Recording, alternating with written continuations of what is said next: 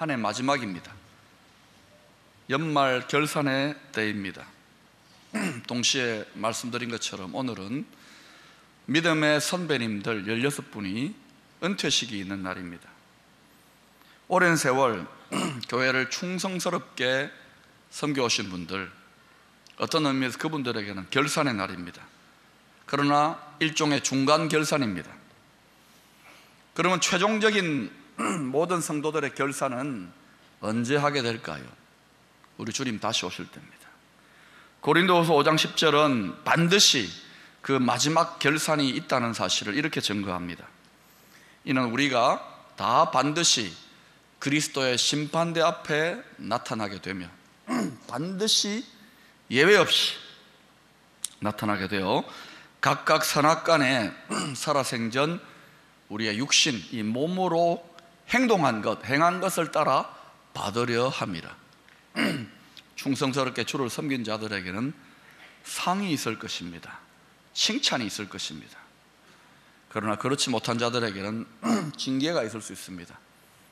또 안타까운 일이지만 심판이 있을 수도 있습니다. 예수님께서 오늘 본문에 나타나는 문화의 비유, 문화는 은화를 말합니다. 이 문화의 비유를 하게 된 배경을 알려면 11절 말씀을 먼저 살펴봐야 됩니다. 이렇게 말합니다. 그들이 이르되 이 말씀을 듣고 있을 때에 비유를 더하여 말씀하시니 이는 자기가 예루살렘에 가까이 오셨고 그들은 하나님의 나라가 당장에 나타날 줄로 생각합니다. 예수님 대단한 인기였습니다. 기적과 권능, 하나님 나라를 가르치니까 당시 예수님을 따르던 이스라엘 백성들 어떻게 생각했느냐? 예수님이 압제자들, 독재자들, 로마 정부를 뒤집어 엎고 이제 당장에 예루살렘에 새로운 이스라엘 대제국을 완성하실 것이다. 하나님 나라가 당장에 이루어질 것이다. 이렇게 생각했어요.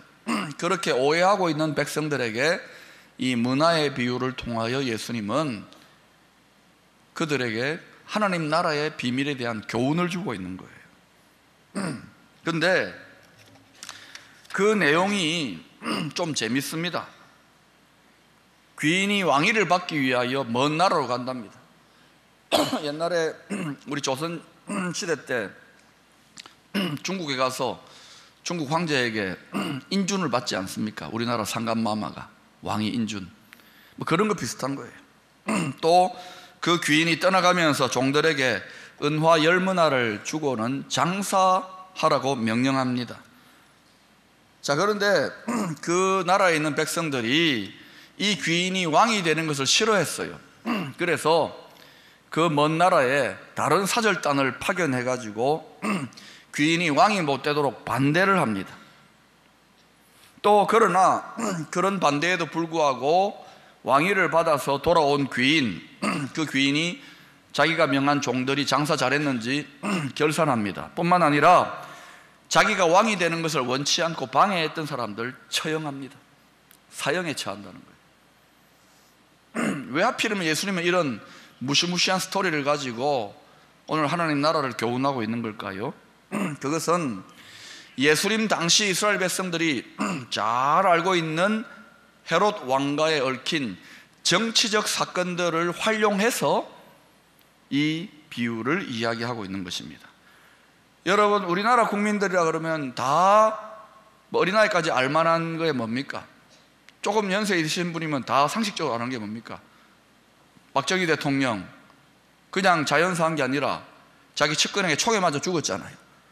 뭐 그런 정치적인 비화, 그런 정치적인 스토리, 이미 온 국민이 다 알만한 이런 스토리를 가지고 지금 이야기하고 있는 거예요. 헤롯 왕은 예수님 태어나기 40년 전에 로마에 가가지고 왕위를 받아가지고 옵니다. 그리고는 자기가 다스릴 백성들 중에 지지자들에게는 상을 내리고 반대자들은 형벌을 내린 사실이 있습니다. 그리고 이 헤롯 대왕은 죽기 전에 자기 세 아들 안티파스, 빌립, 아켈라오, 그 세 아들에게 이스라엘 나라를 세 덩어리로 나누어 가지고 분봉왕을 삼습니다. 그런데 특별히 유대 지방을 분할받은 아켈라오, 이 사람은 성품이 포악하고 잔인했습니다. 그래서 백성들이 야, 저 아켈라오 왕 되면은 골치 아프다. 그래서 아켈라오가 로마 황제한테 가가지고 자기의 왕위 인준을 받으러 갈 때에 뒤따라서 반대하는 사절단 50명을 파견해가지고 저 인간은 왕이 될 인간이 아닙니다 하고 로마 황제에게 상소를 하는데 여러 가지 정치적인 이유가 있었겠죠. 그 상소는 거절되고 아켈라오는 왕이 됩니다. 그리고 돌아와서는 자기가 왕 되는 것을 반대했던 사람들, 백성들 중에 앞장섰던 사람들 8,000명을 무지하비하게 학살해 버립니다. 그런 사건의 스토리를 원용해서 예수님 지금 문화 비유를 이야기하고 있는 거예요. 예수님 그래서 문화 비유를 이야기하면 당시 이스라엘 사람들은 예수님이 이 이야기가 어떤 배경의 정치적 사건을 이용해서 이야기하고 있는구나 하는 것을 연상했을 것입니다. 자, 오늘 이 문화 비유의 핵심적인 교훈은 간단합니다. 뭐냐?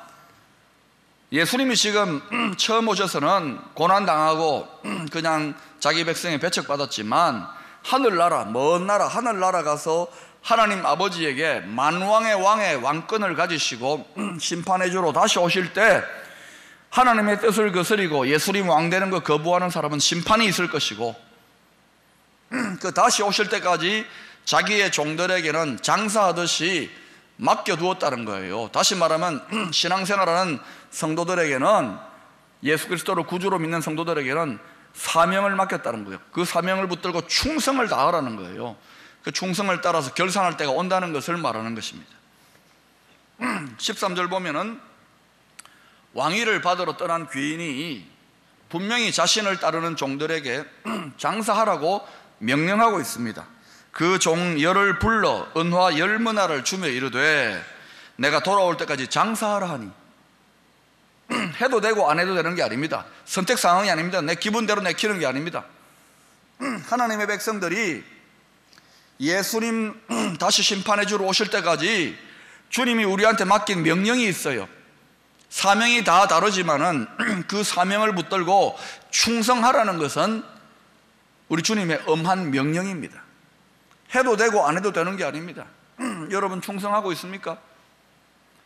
제 이 말을 예사로 들으면 안 돼요. 충성하고 있는지를 돌아봐야 됩니다. 목사님 저는 부족해요. 부족하다면 자꾸 내년에도 부족하고 그 후에도 부족하고 이런 말 하면 안 돼요.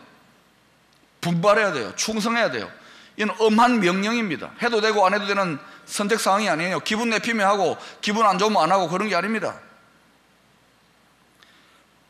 그런데 예수님은 왜 하필 이 사명을 감당하는 이 중요한 명령을 장사에 비유하고 있을까요? 장사, 천박한 장사에.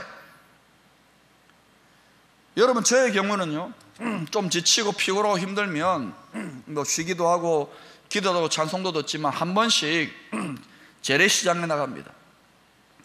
재래시장에 나가가지고 사람들이 또 노점상들이나 앞에 이렇게 농산물을 꺼내놓고 파는 분들 하루 종일 추운 날씨에 거기 이렇게 사고 파는 모습을 보면은 거기에서 굉장한 어떤 부끄러움과 내가 열심히 살아야 되겠다는 분투가 생겨요. 특별히 언제 더 감동이 심하냐면은 포항에 와가지고는 제가 죽도시장에 몇 번 갔어요. 그것도 새벽에 가보세요. 이렇게 추울 때 새벽에도요 어김없이 고깃배들이 물고기 잡아가지고 들어오면은요 새벽에 상인들과 싱싱한 물고기 사려고 막 사람들이 와가지고 흥정하고 시끌벅적 떠들썩한 그런 막 분위기가 새벽부터 연출돼요. 그 모습을 볼 때 얼마나 생동감이 넘치고 활기가 있고 삶의 에너지가 느껴지는지요. 예? 그것을 보고 있노라면은 야, 내가 목회하는 데가 이렇게 대충 해서 되겠냐? 열심히 해야 되겠다. 저들도 저렇게 열심히 사는데 이런 투지가 일어나요. 여러분 얼마나 열심히 사는지 아십니까? 장사하는 분들 거기 가보세요. 문어도 있어요. 문어 대게 나라와 건설와 영광이 얼마나 대게가 맛있는데요. 과메기가 있고요. 또 새로 잡은 싱싱한 오징어, 그 다음에 회 떠놓은 횟감, 얼마나 회를 잘 떠는지요. 1초에 하나씩 떠냅니다. 착착착착. 그것을 두고 사이사이 이렇게 지나다 보면은요, 그 장사하는 분들이요, 조금도 피곤한 기색이 없습니다. 하나라도 손님 놓칠까봐 막, 거의 막 모잇감을 찾는 야수의 심정으로 쳐다보면서 이거 사라고 그럽니다. 실망도 없고요, 우울함이나 자기 연민은 볼 수도 없어요. 왜 사람들이, 현대인들이 우울함이나 자기 연민에 빠집니까? 예? 마음이 남아 돌아가서 그래요. 여유가 있어서 그래요. 거기에서 일하는 분들, 이 추운데 연탄난로 쬐면서 얼마나 열심히, 그것도 힘껏 싸우는지 몰라요. 저는 거기에서 꼭 뭘 보느냐면은 이 삶의 전쟁터 아닙니까? 인생이 전쟁인데 그 삶의 전선에서 끝까지 포기하지 않고 투쟁하는 용사의 투지를 보는 것 같은 거예요. 고생 아닙니까? 새벽부터 밤까지. 그런데도 왜 그분들이 고생인 줄 모르고 거기서 일합니까? 먹고 살아야 되니까, 돈 벌어야 되니까, 자식 대학 보내고 가족들 먹여 살려야 되니까 힘든 줄 모르고 일하는 거예요. 사랑하는 여러분, 어느 날인가는 시장에서 그렇게 열심히 장사하는 분들 모습을 물끄러미 쳐다보고 있는데 제 마음에 주님께서 꼭 이렇게 말씀하시는 것 같은 감동이 밀려오는 거예요. 박 목사야, 잘 봐라. 저들은 저 장사하는 일에 있어도 얼마나 열심히 충성을 하느냐. 하물며 내가 너에게 맡긴 나의 사명에 너가 대충 해서 되겠느냐. 충성하라, 열심을 내라. 막 주님 저한테 막 이렇게 촉구를 하는 것 같은 거예요. 자기 장사하듯 하라는 거예요. 신앙생활 여러분, 너무 쉽고 편하게 하려고 하지 마세요. 나는 편하다 하다가 미지근한 물에서 데워 죽은 개구리가 있습니다. 편하다. 편한 거 좋은 거 아닙니다. 주님이 십자가 지는 고난의 길을 가려고 할 때에 베드로가 악한 영의 꾀임에 넘어가가지고 주님 십자가 지지 마세요. 왕 되시고 편안하게 사세요. 그랬을 때 주님이 뭐라고 합니까? 사탄아 물러가라. 여러분 마음에 사단이 뭐 봉사를 하고 뭐 헌신을 하고 적당하게 대충 신앙생활해라. 그게 주님이 원하시는 음성일까요? 신앙생활 쉽고 편하게 하려고 하지 말라고요. 사랑하는 여러분, 자기 일 하듯이, 자기 장사하듯이, 자기 집안일 하듯이 해야 되는 거예요. 어떤 성도들이 주님의 일, 교회의 일을 끝까지 충성할 수 있을까요? 그것은요, 교회의 일, 하나님 나라의 일과 내 일, 내 집안일, 내 장사가 일치돼야 되는 거예요. 주님의 일이 나의 일이고 나의 일이 주님의 일이 돼야 됩니다. 이상한 말 같죠? 여러분 물어보십시다. 만약 여러분이 정말 주님의 일을, 하나님 나라와 교회의 일을 이게 내 일처럼, 내 집안일처럼, 내 자식 일처럼, 내 장사하듯이 여러분이 최선을 다해서 주를 섬기듯이 그렇게 여러분이 섬기면, 그러면 여러분이 하는 여러분의 일이 있을 거 아닙니까? 그 일에 대해서 주님이 어떤 마음을 가질까요? 그 일이 주님의 일이 되는 거예요. 그러니까 여러분, 어떤 성도가 무엇이든지 하더라도 만사형통을 받느냐? 주님 일 내일, 교회 일 내일 구분이 없는 사람입니다. 아무나 만사형통 받는 게 아닙니다. 아무 교회나 다 도움받고 뭐 부흥하고 능력이 나타나고 축복이 나타나는 게 아닙니다. 실상은 어떻습니까? 너무 많이 따로 국밥을 끓여요. 주님 일 따로, 내 일 따로. 주님 일도 좀 하면 좋겠는데 주님 일은 너무나도 인색하고, 하나님 나라와 교회 일은 너무나도 인색하고, 내 일, 내 집안 일, 내 새끼 일, 내 장사하는 일에는 올인합니다. 그리고 그 찌꺼기 가지고 주님 일 하는 거예요. 피곤하고 힘들어서 교회 일, 주님 일 할 여유가 없다는 것입니다. 시간 없다는 겁니다. 그게 우리들의 모습 아닙니까, 여러분? 그리고는 어때요? 내 일 하다가 잘 안 되면 도와주세요, 주님 도와주세요. 주님 이런 말씀하시지 않았습니까? 너희가 내 안에 거하고 내 말이 너희 안에 거하면 주님과 내가 일치되는 것, 주님의 일과 나의 일이 일치되는 것, 그 상태가 되면 너희가 무엇이든지 원하는 대로 구하라. 그리하면 내가 도와줄게, 응답해 줄게. 왜 여러분의 일에 주의 도우심이 인색한 듯이 주님의 도우심이 안 나타나는지 아시겠습니까? 여러분이 그만큼 주님의 일과 여러분의 일이 떨어져 있는 거예요. 장사하듯 하라는 거예요. 자기 장사하듯이.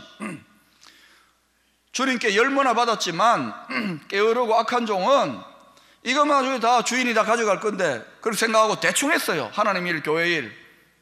그러나 열무나를 받았지만 이걸 가지고 마치 자기 일처럼 주님이 진짜 일하는 것처럼 열심히 충성 다한 사람, 더 많은 열매를 거두었을 뿐만 아니라 그 사람은 작은 일을 했는데 열무나 남긴 정도가 아니라 열무나를 가지고 10고울 엄청난 상급이 있는 거예요.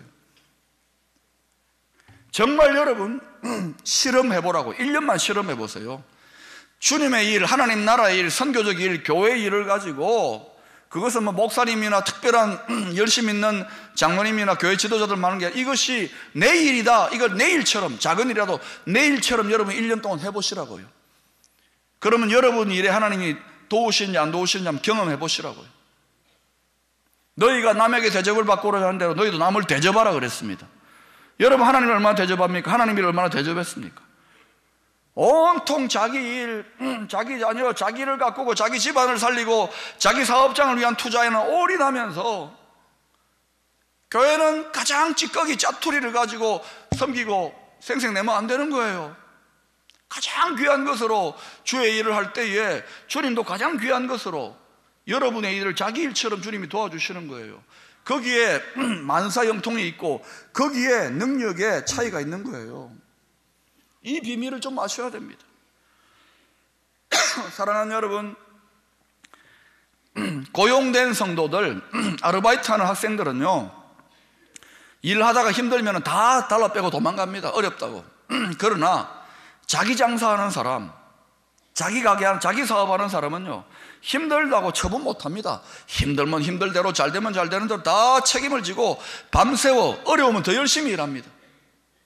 교회도 마찬가지인 거예요. 교회 일, 하나님의 일을 자기 일처럼 하는 성도는요 이 교회 저 교회 기웃거리지 않습니다. 좀 편안하게 이 교회 좀 편안한가 싶은데 또 뭐 일하고 힘들면 저 교회로 달아 빼고 미꾸라지 빠지듯이 편안하고 시원하고 익명성 속에 숨고 그거 아니에요. 사랑하는 여러분, 쉽고 편안하게 신앙생활을 하면은 요령 있는 신앙생활일지는 몰라도 자기 교회, 자기 집 같은, 자기 영혼의 고향 같은 교회를 갖고 있는 성도들이 경험하는 만족과 보람과 안정감을 도무지 경험하기 힘들 것입니다. 사랑하는 여러분, 자기 사업하는 게 얼마나 힘듭니까? 자기 장사하는 게. 자기 교회를 묵묵하게 섬기는 거 쉽지 않습니다. 은퇴하시는 분들 수십 년 동안 교회 섬기면서 마음고생 없었습니까? 어려운 일이 없었습니까? 그분들이 잘 섬기고 못 섬기고를 떠나서 한결같이 수십 년간 자기 교회를 섬겨왔다는 거, 그건 너무나 귀한 겁니다. 사랑하는 여러분, 자기 교회가 있는 성도는요 좀 교회 일하다가 관계 어려움이 있고 시험 들고 교회가 좀 어려워져도 쉽게 떠나지 않습니다. 아이고 이거 아니구나 하고 떠나지 않아요. 손님이에요. 전세로 사는 거예요. 아르바이트생이에요. 정말 자기 교회, 이 교회는 내 집 같은 내 일이다 라고 생각하는 성도는요 아무리 힘들고 어려워도 그대로 묵묵하게 참고 끝까지 나갑니다. 오늘날 교회가 너무 현대화되고 이동성이 많으니까요 이런 성도들 찾아보기가 힘든 거예요. 영적인 고아들이 너무 많아요. 사랑하는 여러분, 하루를 신앙생활 하더라도, 기쁨을 하루를 신앙생활 하더라도 이 교회가 여러분의 교회 될 수 있기를 바랍니다. 자기 교회, 내 영혼의 고향 같은 교회 될 수 있기를 바랍니다. 하나님이 일을 하루를 하더라도 이건 내 일이다 하는 마음으로 해야 거기에 하나님의 복과 도우심이 나타나요. 이 비유에 보면은 책망받았던 악한 종들이 있지 않습니까? 그들이 능력이 없어서 책망받았습니까? 아닙니다. 그 악한 종들의 가장 큰 문제점은 뭐냐? 자신들에게 사명을 주신 그 주인, 그 예수님이 어떤 분인지를 제대로 깨닫지 못하고 오해했습니다. 21절을 보세요.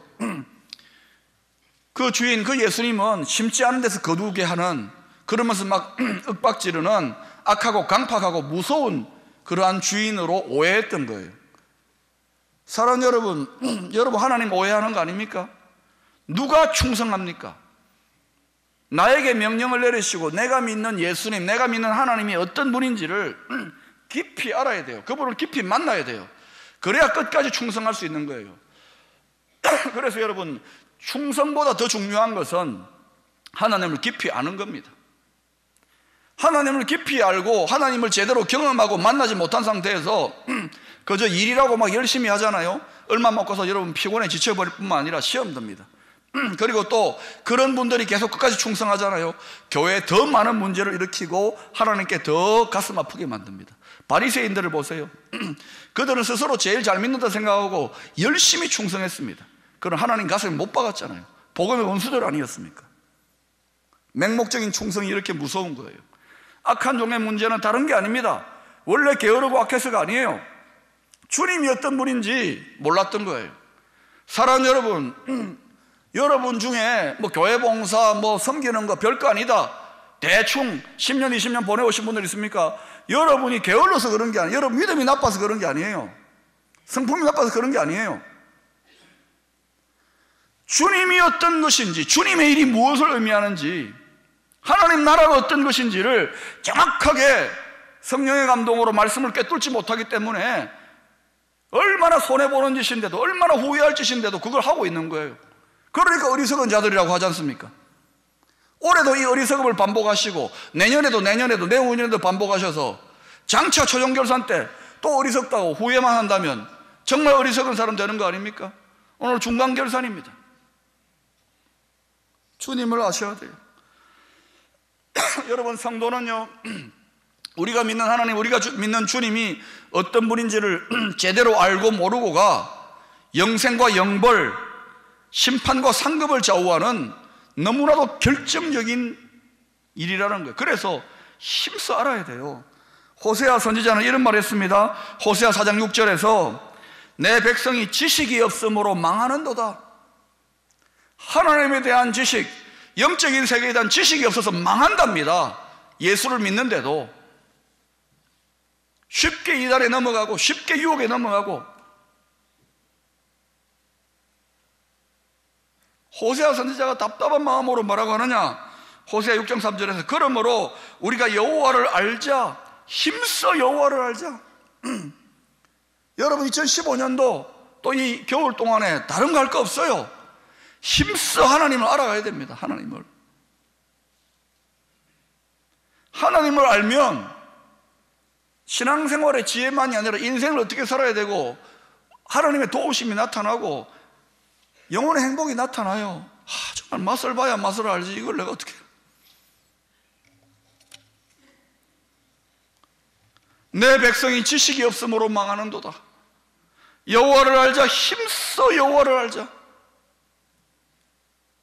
하나님을 알지도 못하면서 충성한다고요? 이미 많이 충성하고 있는 분들은 더 힘써 하나님을 알아가야 되는 거예요. 다시 오실 주님께서 요한계시록 22장 12절에서 이렇게 약속하고 있습니다. 보라, 내가 속히 오리니 내가 줄 상이 내게 있어 각 사람에게 그가 행한 대로 갚아주리라. 각 사람에게 그가 행한 대로 갚아주리라. 주님의 말씀입니다.